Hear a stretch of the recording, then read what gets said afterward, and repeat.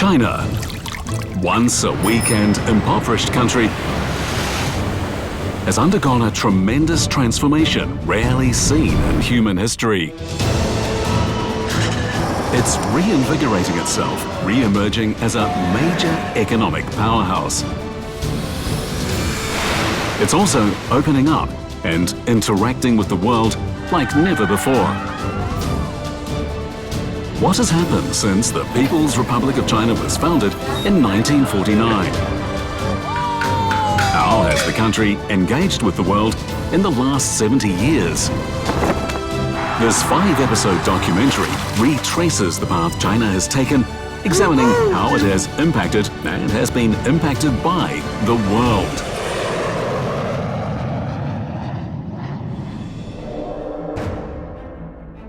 The second episode takes a look at trade relations between China and the world.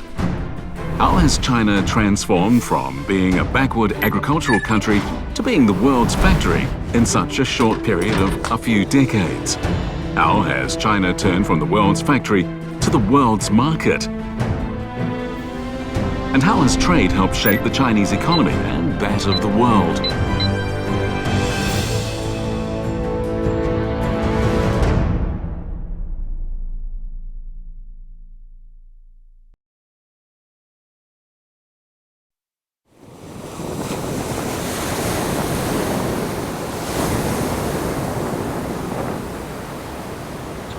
The world's largest cargo port, Yangshan in Shanghai, ready for emergency evacuation.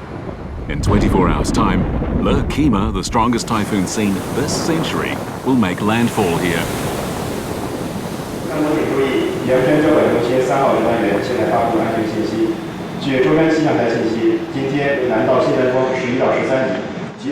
With wind speeds topping 190 kilometers per hour, Super Typhoon Kima could devastate eastern China.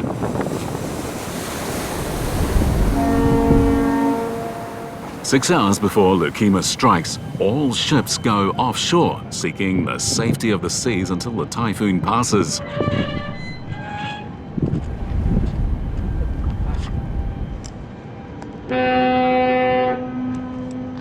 Now, the real test comes. This is the first supersized cargo handling event at the automated Yangshan port. Dozens of 10,000-ton ships carrying more than 100,000 containers need to be loaded and unloaded. This 20-something square meter room is the brain of the automated port. It controls all the port's operations. Wang Hua and his task force will finish loading and unloading over 100,000 containers in one day. This workload used to require more than 100 people working in shifts.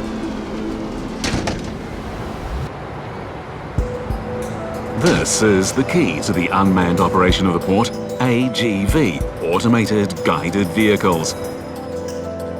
It means cargo operations can take place 24/7, 365 days a year. What 130 AGVs can do in 24 hours would need 130 human workers to toil for a month. So, now we can handle over 10,000 containers in 24 hours. Compared to a traditional port, our automated operations save 70% on manpower. After 24 hours of non-stop operations at the automated port, Wang Hua and his team have completed the challenge and avoided mass port congestion.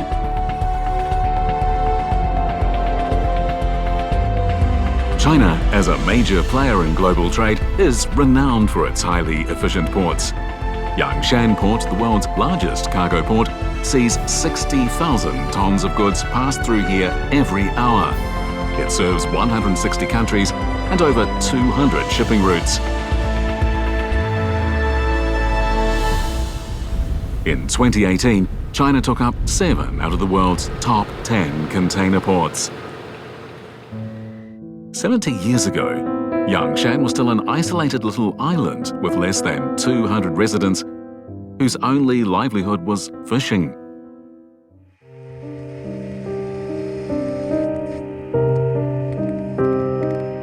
"70 years ago, China had very little international trade. The People's Republic of China had just been established, and it was under a trade embargo imposed by Western countries.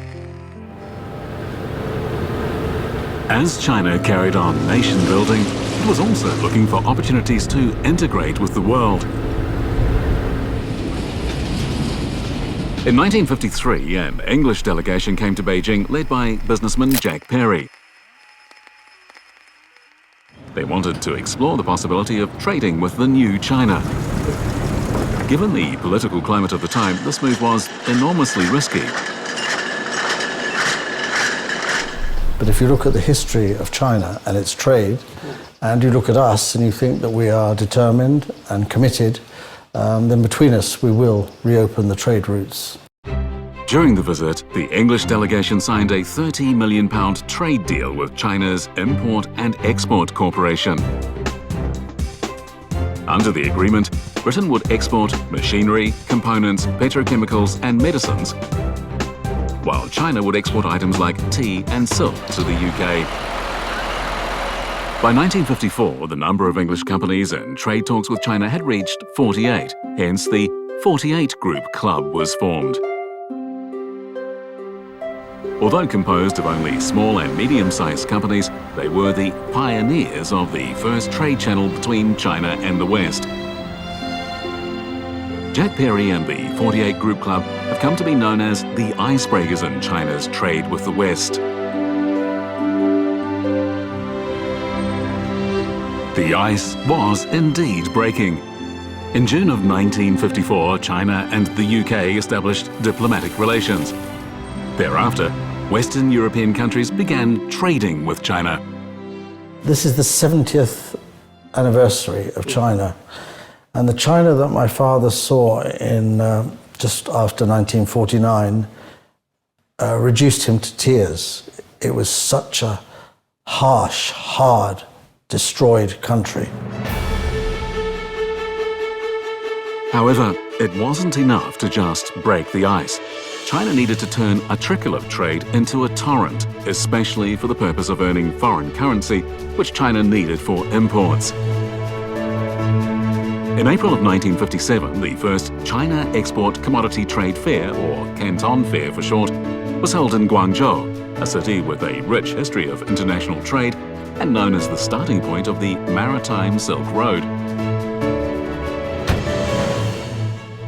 The Canton Fair's importance as a platform cannot be emphasized enough. It was probably the only way by which foreign businesses could come in to conduct export and import. But the focus was export. It was a window for international businesses to understand Chinese products. 1978 was a transformational year for China. It was in that year China's reform and opening up policy started. It changed everything for everyone. Since then, the export mix has evolved from simple process manufacturing to machinery and now more electronics and IT products. This is a reflection of China's innovation capabilities and its move up the value chain. In those 40 years, our goods trade has grown at an average annual rate of 14.5%. This figure is phenomenal. By 2013, our global goods trade volume hit the highest in the world, up from number 30. This is the world's largest small commodity wholesale market. Each day, tens of millions of parcels are sent from here to over 200 countries and regions around the world. If you were to browse 5 minutes in front of each stall, covering the entire market would take more than 8 months.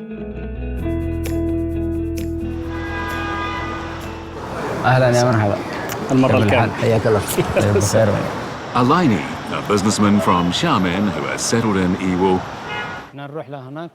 is one of the best-known agents in town. He's showing a group of buyers the goods on offer. 这个什么时候可以交货？发到义乌的时间大概5天。这个乱مخلوطة。لا مخلوطة。它要混色。这个我们要那个，我们这个是一个订单嘛。With Aligny's help, clients only need a few hours to find desired goods in a market that takes months to cover.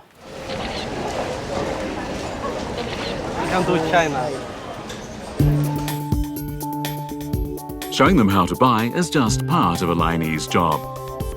His other hat is that of trading company CEO. Through his trading company, Aligny can promote goods directly to overseas buyers. Each year, Aligny's trading company helps almost 4,000 international buyers find the best-selling items in Yiwu. Aligny's kids go to school in China. Every weekend, he spends quality time with them cooking their favorite Chinese dishes.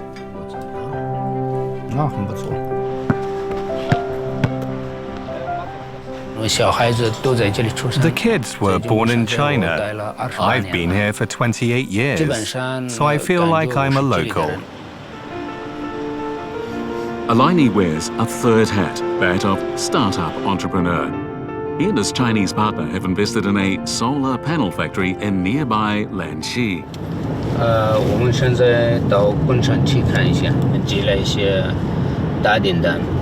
The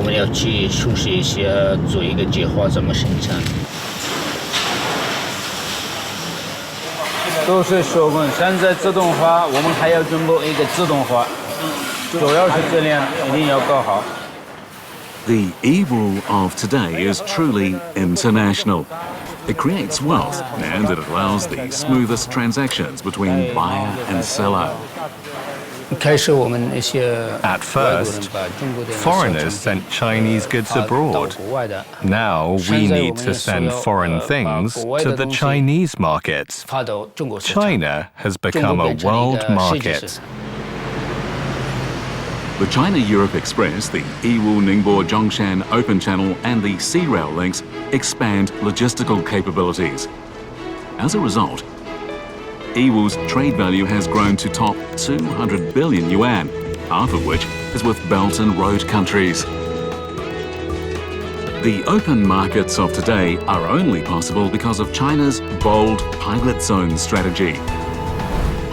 Special economic zones such as Shenzhen, technology open zones like Dalian, larger economic zones like the Yangtze River Delta and Pearl River Delta have brought in fresh ideas and practices while building up capacity and experience according to local needs.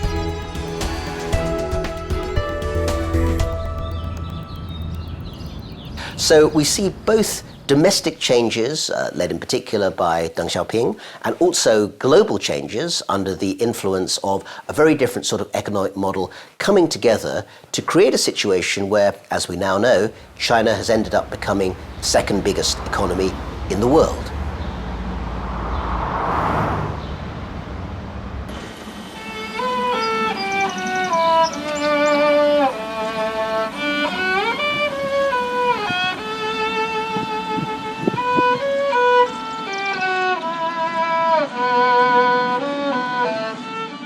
This little town is a violin-making powerhouse, something that might seem hard to believe.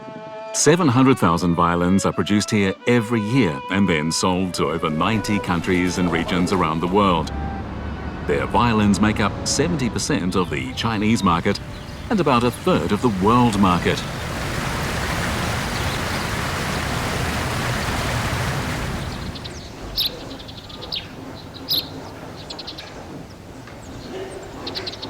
Xu Xiaofeng, a violin maker in Guangzhou, earns 3 times an average worker's yearly salary by making one violin. Even then, he's inundated with orders for his violins. With this order, his requirements were higher because he wanted to make a Stradivarius violin, even Vinelli's style. A violin consists of more than 60 accessories, all of which can be found in Guangzhou. In this town, with a population of less than 50,000, more than 30,000 people are engaged in violin production and processing.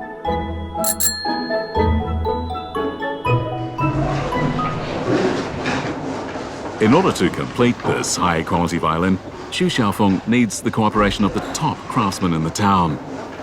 Artisan Xu was the first person he thought of. 哎，徐老板，哎，你好，我想做那么一两只琴头，材料呢相对来说用欧料做，然后呢。 Xu was one of the few artisans in town. In this highly mechanized era, at the violin scroll workshops in Huangqiao, an average worker makes 300 scrolls per month. Xu only makes 10.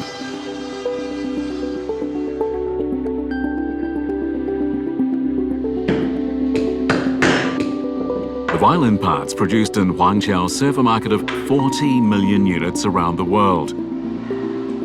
It's astonishing that all this is achieved by 200 households. Many family workshops have spent decades making one type of product. The violin has more than 60 parts, in which each family is striving for excellence. So the sum of all those parts is a product of excellence. Xu Xiaofeng now chooses a bow maker. Yang Ming has focused on doing just one thing for 20 years, making the most expensive part of the violin, the bow. 哎，我想订一把弓子，这样子，订一把那个高级弓，材料呢是树木的那种，然后重量呢是60克到65克之间，不要太重。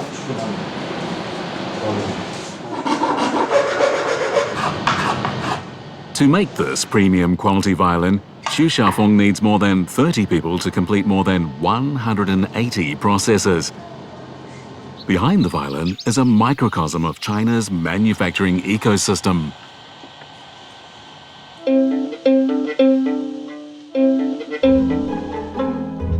Huangqiao's reputation as the capital of violins is built on the complete value chain and fine division of labor. This town has less than 50,000 people, yet it contributes over 100 million yuan to the local economy every year. Many industries are clustered in a region, so the advantage of clustering is that resources can be borrowed from each other, so the logistics costs, including that of workforce mobility, will be reduced significantly. China has an unparalleled industrial system, the only country with all of the United Nations industry categories, with 39 large categories, 191 medium categories, and 525 small categories. This, coupled with the work ethos, underpin Chinese manufacturing competitiveness. Thanks to the sheer scale and appealing prices, Made in China has won global trade popularity. Trade between the United States and China, the world's two largest economies, has brought tremendous benefits to consumers and businesses in both countries. The statistics from China's Ministry of Commerce, bilateral trade volume grew from $2.5 billion in 1979 to $633.5 billion in 2018, a 252-fold increase. China has become one of the fastest growing markets for US products. US exports to China has seen an annual growth rate of 6.3% from 2009 to 2018. Today, China is the third largest export market for the US. In the 10 years from 2009 to 2018, US exports to China has created 1.1 billion jobs in the US.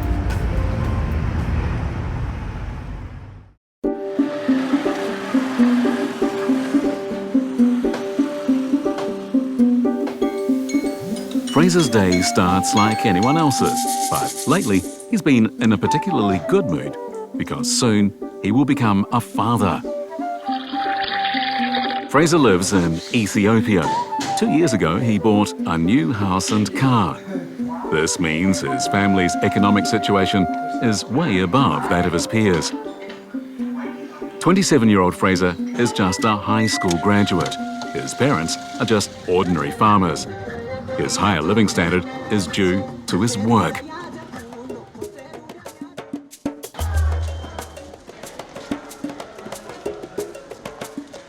Fraser works at Chinese footwear company Huajian Group, the world's largest high-end women's shoe contract manufacturer. Fraser's a supervisor.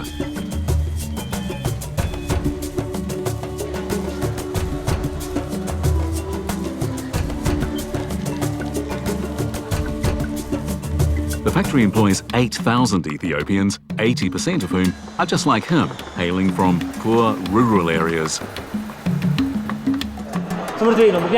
This is because before I came and joined the company, I had zero idea about shoemaking. Second, I had no management skills. Third, I also did not have Chinese language knowledge.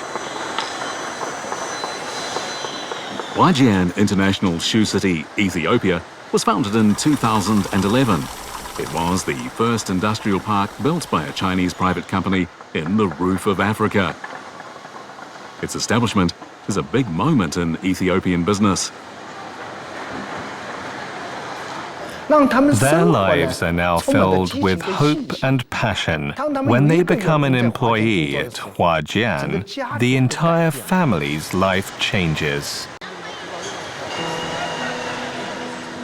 Fraser was one of the first workers here. He was trained in China for a year, hence his Chinese name, Guangzhou. Because of his hard work and dedication, he's now supervising a workshop of 2,000 people. Everyone here is deeply impressed by the work ethic of the Chinese over the past decades of development. In a period of 8 years, the number of Ethiopian employees has grown from an initial 500 to 8,000.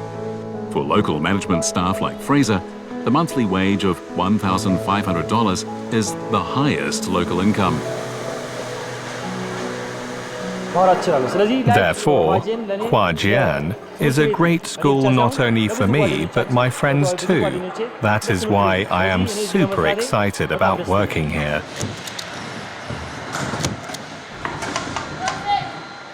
Today, Huajian brings in about 60% of Ethiopia's export forex, but the impact goes beyond the dollars and cents. Now Ethiopia has a complete leather production chain, and by global standards, the country's shoemaking technology is at intermediate levels. If I had not worked here, it would have been another story for me. I would have never become the person I have become today. At the same time, Fraser enjoys the comfortable lifestyle afforded by his work and has more time to spend with family.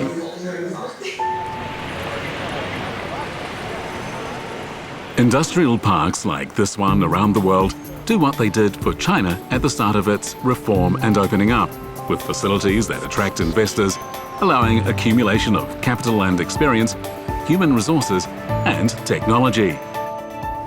China has built 56 industrial parks and cooperation areas in over 20 countries that it's co-building the Belt and Road Initiative with, creating 180,000 jobs in just 5 years. At first, it's mostly exports. But once exports hit a certain level in global trade, some industries move abroad, not only to develop international markets, but also to shift from a big trading nation to a strong one.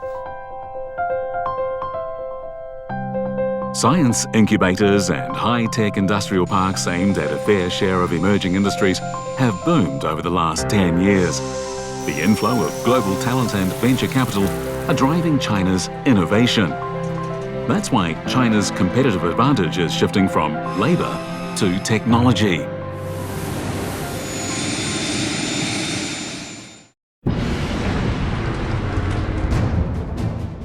China, once a weak and impoverished country, has undergone a tremendous transformation rarely seen in human history. It's reinvigorating itself, re-emerging as a major economic powerhouse. It's also opening up and interacting with the world like never before.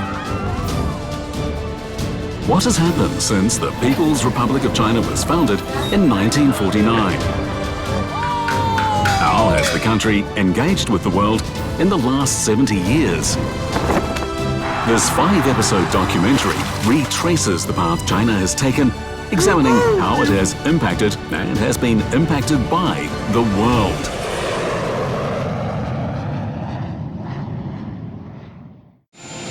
The ministerial conference so agrees. For the global trading system, China's accession to the World Trade Organization was of monumental significance. It meant the integration of China with the world and pushed up global trade demand. China's 2001 accession to the WTO meant standardizing our economic and trade policies in line with global norms. The most important impact on China is that it reinforced other countries' confidence that China will follow the path of a market economy. Joining the WTO not only opened China further to global markets, but more profoundly, it opened eyes and inspired minds of the entire nation to understand global values and to better communicate with the world.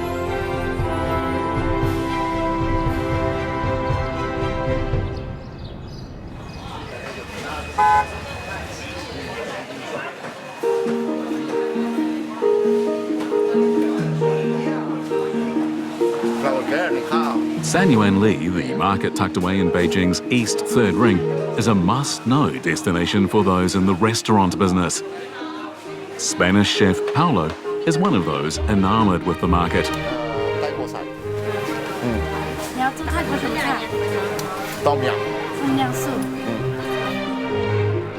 The market in the Embassy District may only have 139 stalls, but it's a magnet for foodies. The stallholders offer ingredients from around the world, all fresh and beautifully presented. Even celebrities frequent the market. 你好，朋友。你好，新的 beer. It looks good. Good. Yes, Philippines. This is from Philippines, right? Yes, Philippines. Paulo is browsing pineapples at Wang Peiyuan's stall. Lately, pineapples have been his best sellers. They're from the Philippines.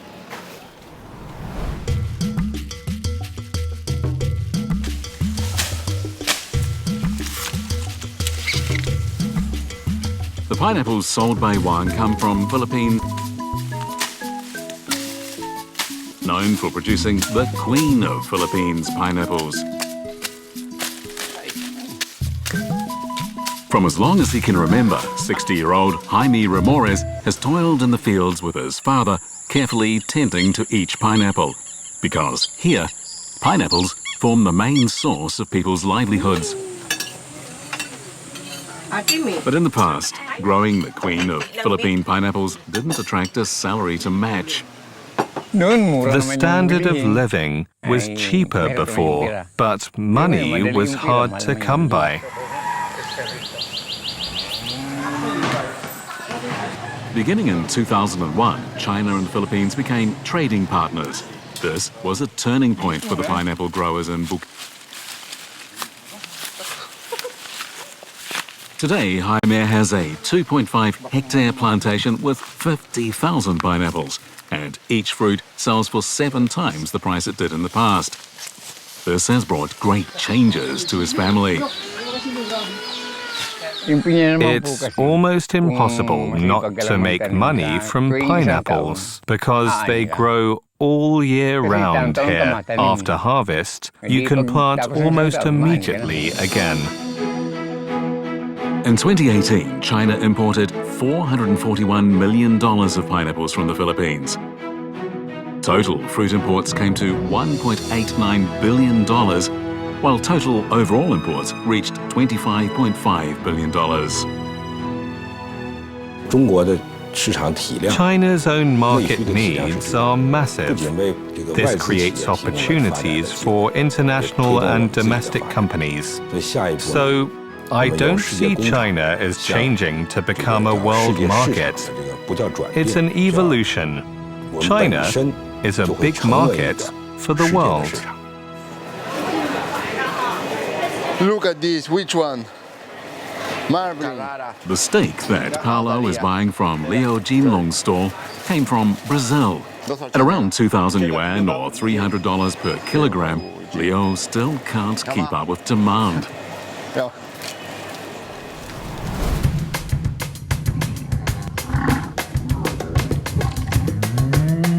There's a saying in Brazil, God has given all good things to Brazil. The southeast of the country is blessed with abundant water resources. It has a warm and moist climate, perfect for pastures. This natural advantage has made Brazil a major beef exporter.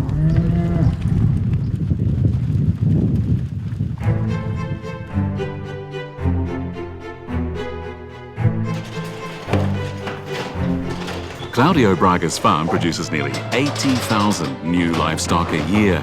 It's an impressive figure, with nearly 40% of the total exported to China.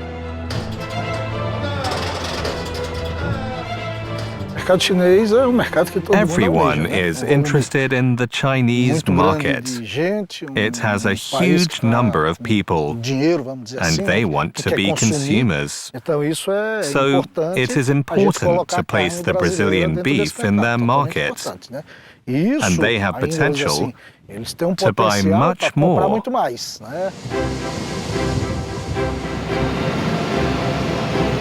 The 2,000 head of beef cattle on Claudio's farm are finally transported to JBS, Brazil's biggest beef exporter. It claims to be the world's second largest food processor.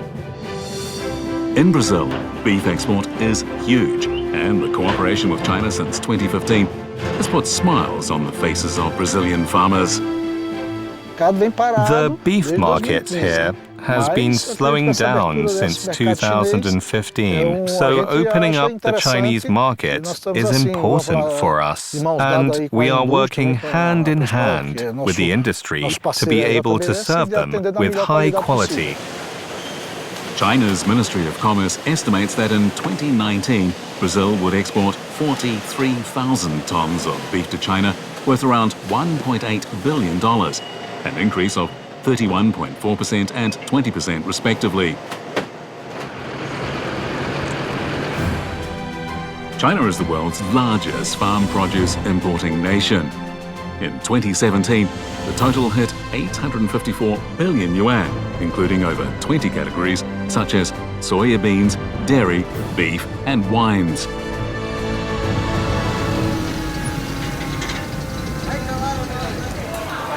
North American lobster, Argentinian pears, French vanilla. San Yuan Li Market is a microcosm of world foods, and it serves expats who come from all over the world. It used to be the only place where people could buy imported foods. But now, in food markets around China or on grocery delivery apps, Chinese consumers can easily choose from a world of foods. Paolo and his partner have opened a restaurant in downtown Beijing. Beijing is becoming one very modern city, so it was time right now to open a place like this for this city that is developing so fast. So yeah, I'm glad I came back at that point. Back in the kitchen, Paolo is a Michelin-starred chef. His experience in China has imbued him with a passion for fusing Chinese tastes into European classics. Right now, he's cooking Sichuan-style spicy mussels with ingredients from San Yuan Li Market. Japanese mussels cooked in the style of Sichuan spicy chicken, accompanied by vegetables often found in French cuisine and Mexican spicy sauce. It's fusion at its best.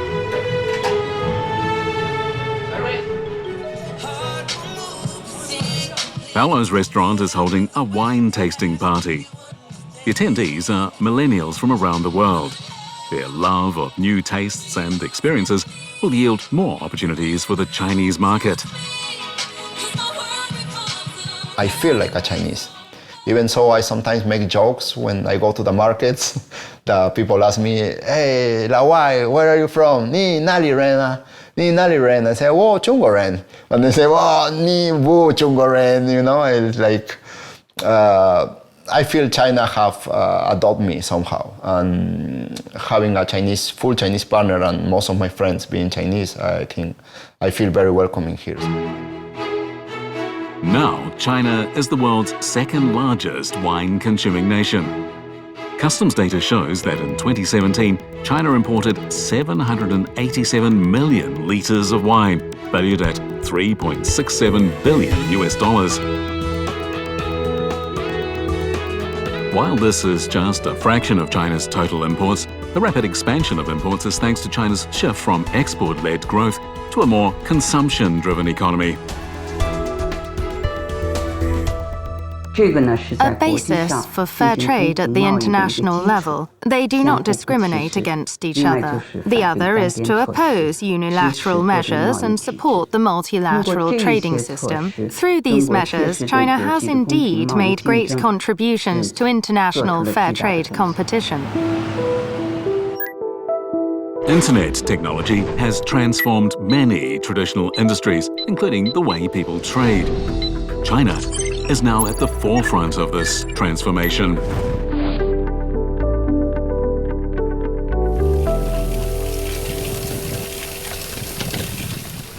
At 6 in the morning, Frenchman Dean Harry is often found at the Longwu Tea Village. In his 3 years of living in Hangzhou, this is how he's always liked to start his day.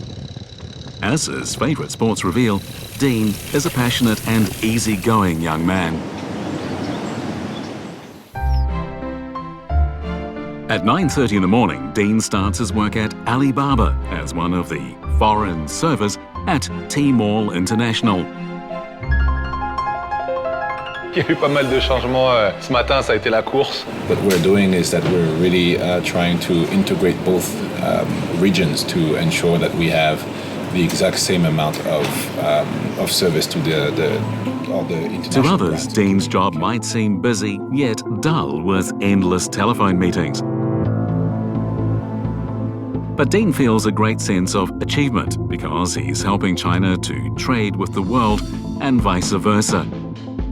T-Mall International is China's largest cross-border e-commerce platform, currently offering over 20,000 brands from 77 countries and regions, covering more than 4,000 categories.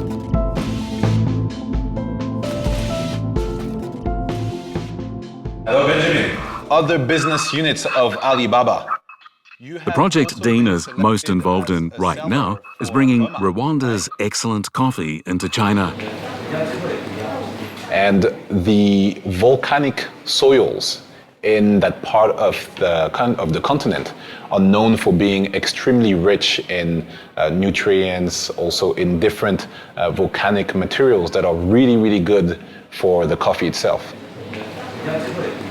On his computer, Dean keeps many thank you letters from Rwandan coffee growers.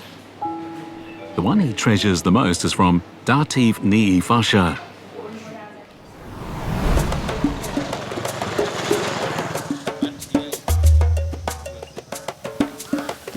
At this moment, Dativ Niifasha is tending her coffee in her plantation.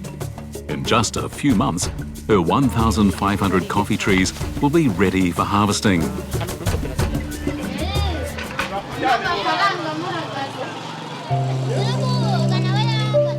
There are 400,000 families planting coffee in Rwanda, and it's their main source of income. In this war-ravaged nation, coffee has brought hope for reconstruction. Starting in 2017, Dativ and other farmers joined a collective under Alibaba's WTP, Electronic World Trade Platform. This has lifted her income from growing coffee. I am very happy to cooperate with Alibaba. People can buy my coffee through Alibaba. It's allowed me to grow new business. Through Alibaba and Dean, Dativ is full of hope for the future. She plans to expand her coffee plantation to 5,000 trees next year.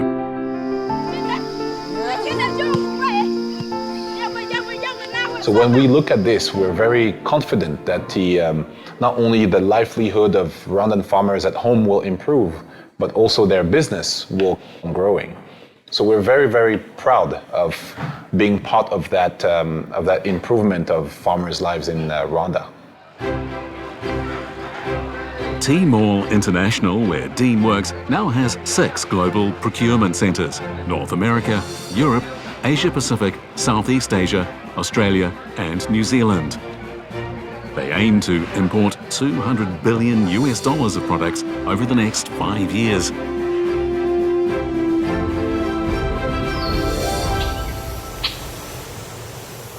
Dean has lived in China for 11 years.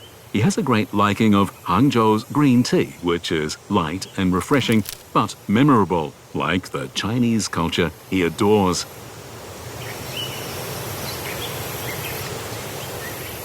My very first recommendation to anyone who wants to visit China is come with an open mind. You cannot come here with a closed mind. What I mean by this is that you need to come here and expect the unexpected, or expect the most surprising as well. Internet technology has opened another portal for China to trade with the world.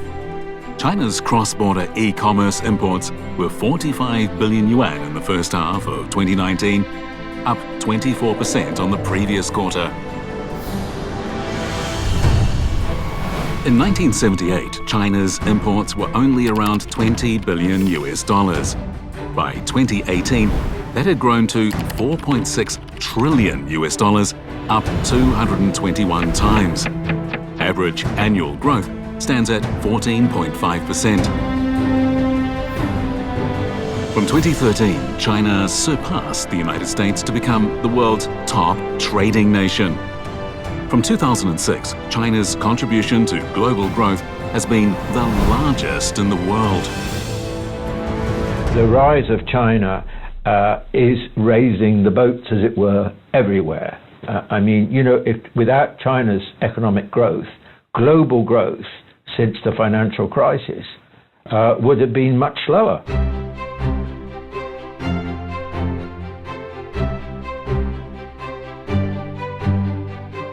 Three years ago, Jacinta realised her childhood dream of becoming a crane driver at FMG. Her peers see it as an enviable position. When I was quite younger, I was, you know, the talk was to be a cleaner in the mining, and that was like a male-dominated area. So people do find it surprising that I do work out there. Their initial thought again is, oh, you're a cleaner. To work in these mining operations is a career coveted by locals. More than 10 years ago, this was a sleepy region that lagged behind in creating jobs and wealth. But in 2008, FMG started exporting iron ore to China, and with that, the region began to prosper and more locals began working here. We started shipping in 2008, and since then we've shipped over 1.3 billion tonnes of iron ore to our customers. For Western Australia, China is the biggest export market for Western. The bulk of FMG's 170 million tonnes of iron ore annual production goes to China. The demand has underpinned Pilbara's growth and made FMG founder Andrew Forrest one of Australia's richest men. Forrest has put back most of the profits earned from trading with China into Indigenous welfare, social philanthropy, and improving the living and working conditions at the mine. You see, the greatest investment return you can make is into the social and environmental spheres of the world which really desperately need help. Now, you might be able to get a personal financial return, but you're making a return for the world, which is what you do as a business person. Trade is not just about growth statistics or bank balances. It's also about shared progress, integration of peoples, and common development.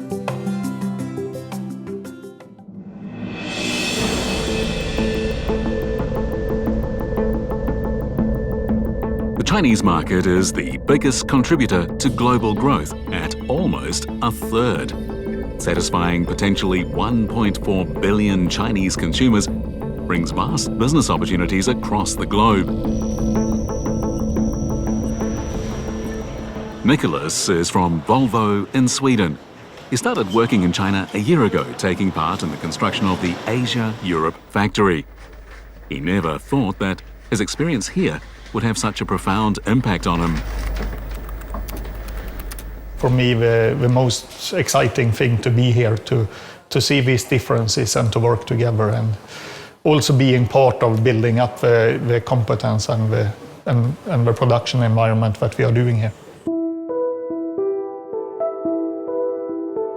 In 2010, China's Geely, a 14-year-old company, acquired Sweden's Volvo Cars with 82 years of history. It was a union that would inject fresh vitality into both brands and bring them onto a new growth trajectory. The development of Geely during these, it's 9 years that Volvo have been part of the Geely Group. I think it's a fantastic journey that Geely have done. The complete production and R&D development, the product development, all the car models that they have been in Geely. I think they are really learning from the good parts from Volvo. The technology DNA within Volvo's brand has become a part of Geely's research and production. 怠速的时候，在下部的时候会有一个异常的声音出来，是吧？所以我们重点要看这个区域。 The engineers are working on a technology breakthrough for car noise. Each tiny improvement requires countless tests and modeling. 初步判定，这个声音应该集中在这个地方。 Since Geely's acquisition of Volvo, its R&D technology has been greatly improved. The common pursuit of higher performance technology has united them closely. Over the past few years, I feel that there are more international teams around me. When we share our lessons from previous failures and successes, people are inspired and have more ideas, good ideas. 9 years on, and Geely has defied the skeptics. Volvo has been a winner in the Chinese market, while Geely has gained from Volvo's technology. One of the disbelievers in the win-win scenario was Nicholas's colleague, Eden. I remember this was during the summer of 2010, and in that time I was supervisor in our plant in Torslanda. And when the news come up in the morning that we need to share this news with our employees that Geely will take over Volvo, and that was also concern from my employees. But I can see now with what happened since 2010 is that we have increased the volumes and our production have even increased a lot since Geely took over Volvo.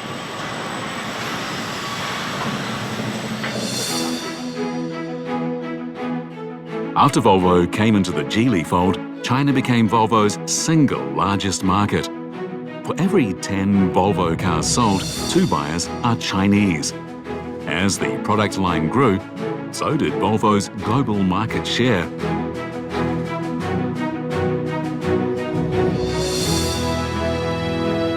Trade is not only a growth accelerator, but also a propeller of technology improvement and industry changes.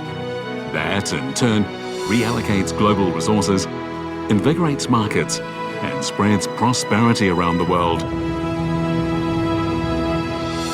The huge consumer market and consumption potential not only play an important role in China's development, but also in the development of the world economy. The transformation of the world factory to the world market is an opportunity for China's next phase of development. It's not just low-cost labor and preferential policies that have built China into the world's largest trading nation and the second largest recipient of global investment. Legislation and enforcement to ensure fair competition and dispute resolution are crucial. China's tariffs have been falling steadily, recently reaching an average of 7.5%. When formulating laws and regulations, it is an important step to seek public opinions. In November of 2018, China held its inaugural International Import Expo in Shanghai. It was a bold statement to the world about supporting free trade and globalization. China was defining itself as the world's market, welcoming partners from around the world to engage and trade for shared growth. Over the next 15 years, China's goods imports and service imports will exceed $30 trillion and $10 trillion respectively. Through the Import Expo, we can test some trade facilitation and liberalization measures to spur China's opening up so the world can share even more of the China growth story. Every day, Paolo still comes to the San Yuan Li market to buy the best of the world's ingredients to craft Michelin-starred dishes. Trade is the table that brings you the best of the world.